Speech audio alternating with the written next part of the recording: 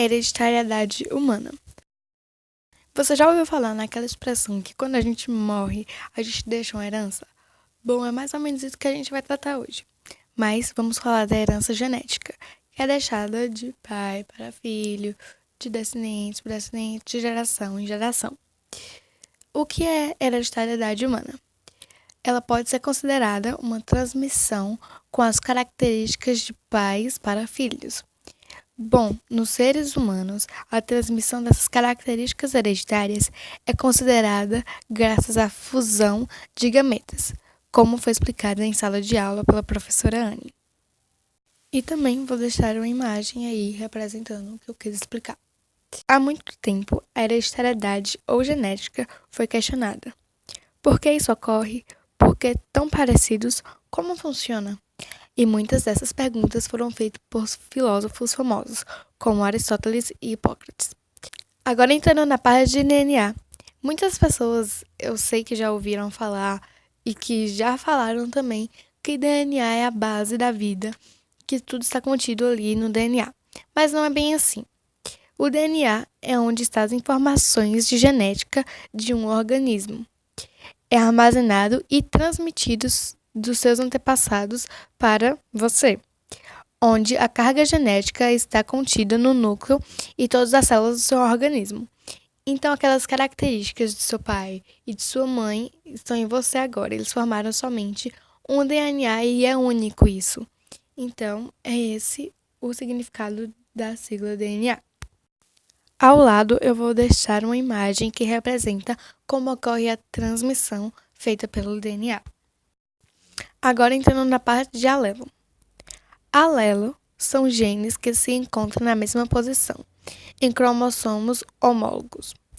Ele tem uma importante função em formação da vida. São responsáveis por determinar uma mesma característica, como, por exemplo, o par de genes alelos, responsáveis pela cor do olho, pela cor do cabelo, características físicas da gente. Sobre a interação em ambiente. É muito complexo falar de genes e ambiente, pois nem mesmo os cientistas sabem ao certo qual deles fazem mais efeito. Podemos definir eles como uma característica e sentimento, cor de pele, cor do olho, raiva, entre outros. Muitas vezes pode ser percebido quando o bebê ainda está na barriga da mãe. Ao longo do tempo, ele vai se modificando. É um caso não solucionado ainda, mas muito comentado. Em casos de gêmeos, por exemplo, há somente características parecidas, pois, principalmente, o genes é diferente. Ainda falando sobre genes e ambiente. Como eu disse, na barriga da mãe já é perceptível os genes no bebê. Estudiosos afirmam que quando a mãe está se sentindo mal, está se sentindo com raiva, o bebê é sim afetado, querendo ou não. Na fase adulta, ela não é muito perceptível, mas ao chegar à fase idosa, percebemos o quanto somos parecidos com nossos pais e os genes de pouco em pouco vai sumindo.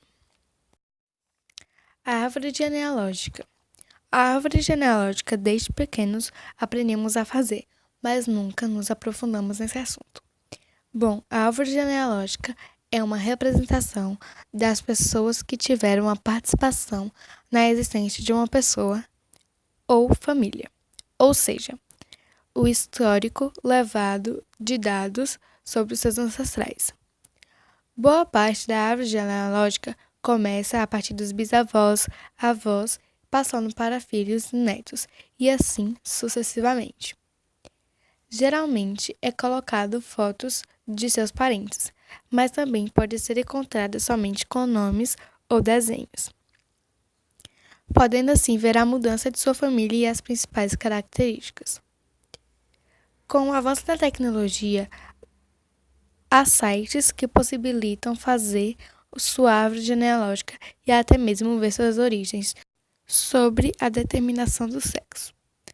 Ocorre durante a fertilização, com a presença e ausência do cromossomo Y, que define a especialização das gônadas em testículo ou ovários.